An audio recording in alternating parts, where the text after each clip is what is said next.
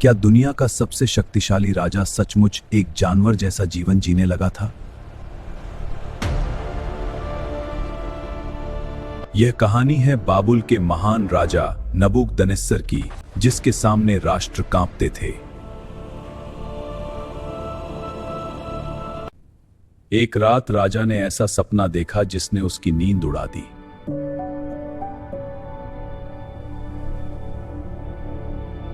उसने सपने में एक विशाल वृक्ष देखा जो आकाश तक पहुंच रहा था।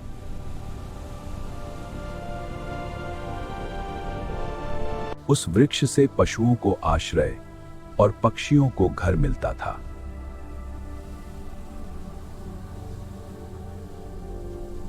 तभी स्वर्ग से एक दूत उतरा और उसने एक आदेश सुनाया। मैं एक आदेश लाया हूं। दूत ने कहा, इस वृक्ष को काट डालो लेकिन उसका ठूंठ रहने दो।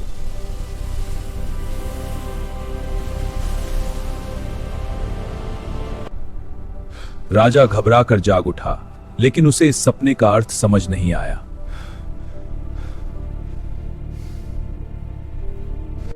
उसने अपने सभी बुद्धिमानों और ज्योतिषियों को बुलाया।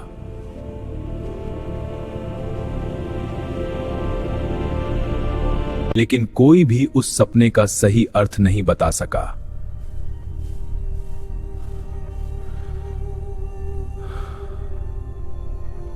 तब राजा ने परमेश्वर के सेवक दानिएल को बुलवाया।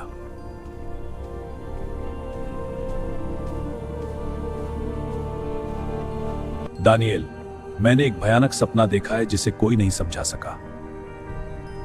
कुछ क्षणों तक वह चुप रहा, क्योंकि संदेश बहुत भारी था।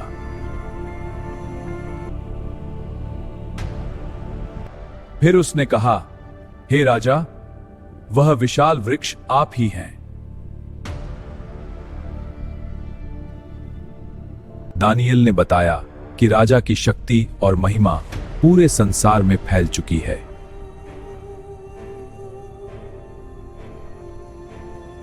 लेकिन यदि राजा घमंड करता रहा तो परमेश्वर उसका राज्य उससे ले लेंगे।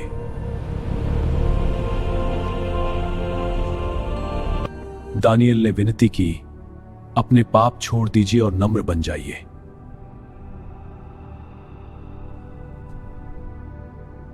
दानिएल की चेतावनी के बाद एक पूरा वर्ष बीत गया, लेकिन राजा नहीं बदला।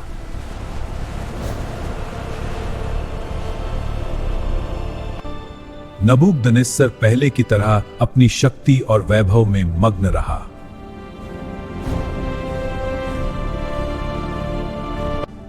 एक दिन वह अपने महल की छत पर खड़ा होकर पूरे बाबुल को देख रहा था।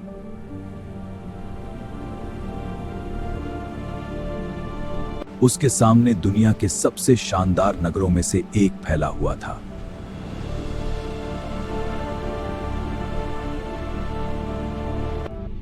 तब उसके हृदय में घमंड भर गया।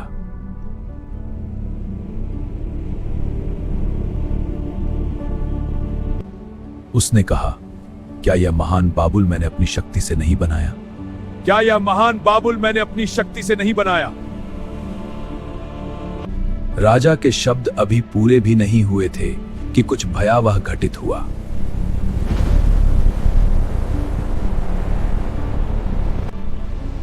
तभी स्वर्ग से एक आवाज गूंजी,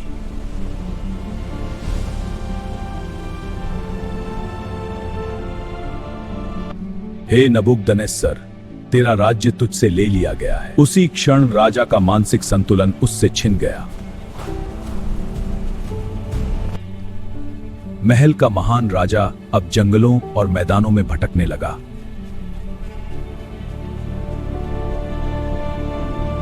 जिसके पास सब कुछ था, अब वह खुले आसमान के नीचे रहने लगा।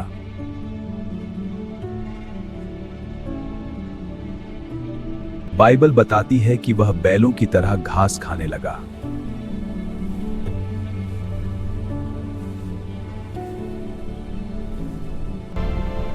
दिन बीतते गए, फिर सप्ताह, फिर महीने।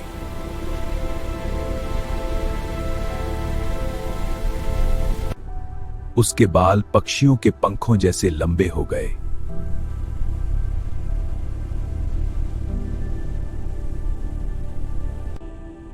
उसके नाखून पक्षियों के पंजों जैसे बढ़ गए।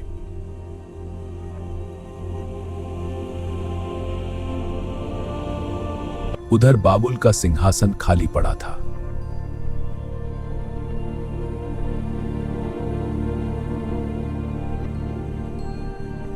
महान राजा का पतन हो गया।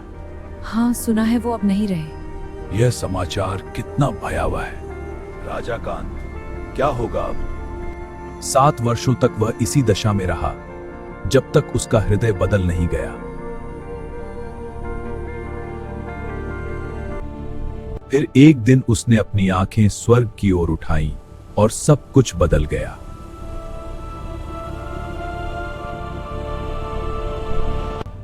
सात वर्षों की पीड़ा के बाद राजा ने पहली बार नम्र होकर स्वर्ग की ओर देखा।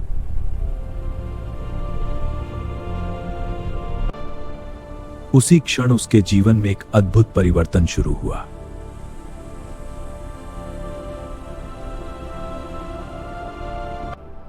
उसकी बुद्धि वापस लौटने लगी और उसका मन फिर से स्थिर हो गया।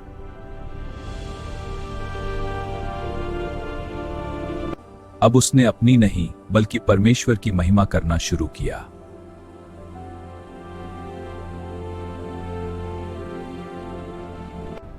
उसने स्वीकार किया कि स्वर्ग का परमेश्वर ही सच्चा शासक है। धन्य है परमेश्वर जो सदा से है और रहेगा। उसकी महिमा अनंत है। उधर बाबुल के अधिकारी अपने राजा की वापसी की प्रतीक्षा कर रहे थे। राजा का कोई पता नहीं, खोज जारी रखो। हाँ महोदय, वहां देखो। वैरा, तेजी से चलो। सच में चलते हैं। जब उन्हें पता चला कि राजा स्वस्थ हो गया है तो वे उसे वापस लाने आए।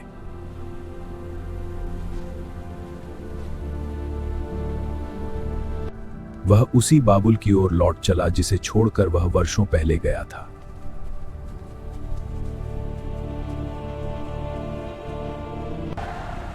लोगों ने अपने राजा का स्वागत किया, लेकिन अब वह पहले जैसा नहीं था।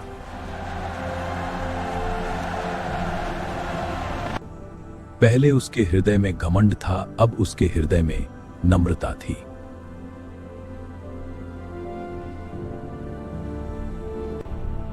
परमेश्वर ने उसका राज्य और सम्मान उसे फिर से लौटा दिया।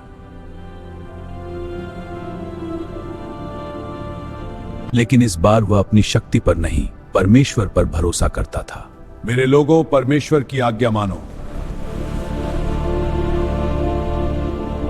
फिर उसने अपने पूरे साम्राज्य के लिए एक विशेष घोषणा लिखवाई। यह मेरी आज्ञा है कि मेरे साम्राज्य के सभी लोगों को यह घोषणा सुनाई जाए। उसकी गवाही दूर दूर के देशों और लोगों तक पहुंचाई गई।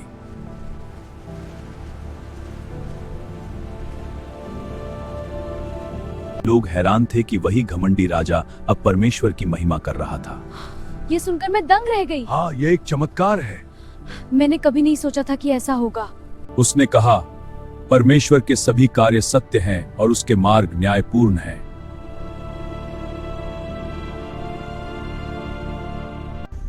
बाबुल अब भी महान था, लेकिन राजा का हृदय बदल चुका था।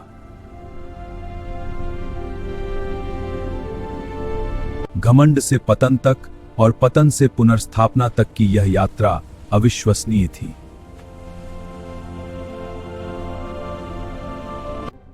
यह कहानी हमें एक शक्तिशाली सत्य सिखाती है।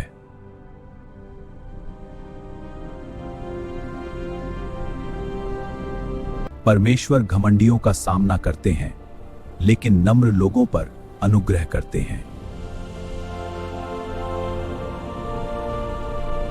तो दोस्तों, नबूकदनेस्सर पागल हो गया था। उसके बड़े बड़े बाल, बड़े बड़े नाखून, मतलब 7 सालों तक वो जंगल में रहा, इधर उधर भटकता घूमता रहा। क्यों ऐसा हुआ उसके साथ? क्योंकि वो बाबुल का राजा था। वो वहाँ का सबसे शक्तिशाली राजा था। उसे वहाँ के लोग बहुत चाहते थे। ऐशो आराम से रहता था, सम्मान उसे मिलता था, मान सम्मान, है ना। सबसे सर्वश्रेष्ठ राजा था वहाँ का। पर ऐसा क्यों हुआ? क्योंकि उसको घमंड आ गया था, है कि नहीं। इतना मान सम्मान, इतना सर्वश्रेष्ठ राजा होने के बाद वो अपना श्रेष्ठता खुद को दे रहा था, ठीक है नहीं, परमेश्वर को नहीं दी।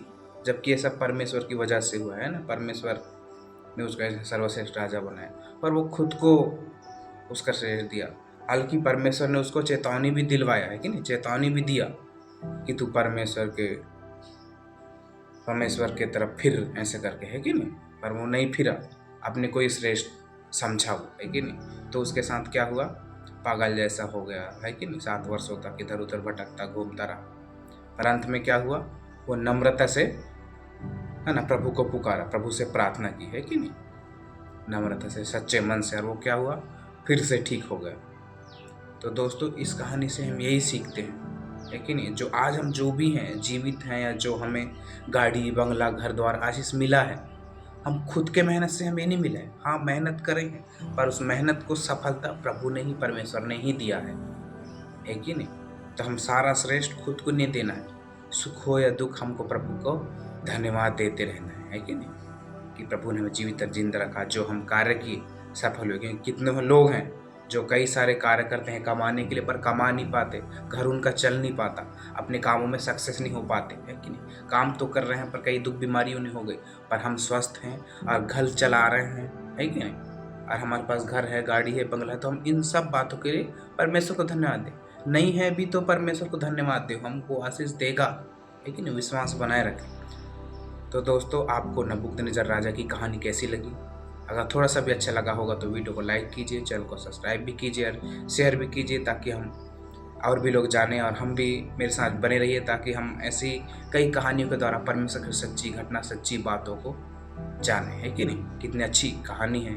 परमेश्वर देखो कैसे सिखाता है, घमंड पतन का कारण बनता है। हम जीता जाकर सबूत देख भी सकते हैं। क्या लूसीफर अपनी शक्तियों पर घमंड आ गया, है कि नहीं। सबसे श्रेष्ठ था वो लूसीफर, है कि नहीं। तो घमंड के कारण वो गिरा दिया गया, तो है कि नहीं। तो हमको घमंड नहीं करना है। जो भी हम हैं, जो भी आज सफल हैं, जैसा भी हैं, परमेश्वर की इच्छा से हैं, है ना। तो आप सबको जय मसीह की बने रहिए मेरे साथ। God bless you.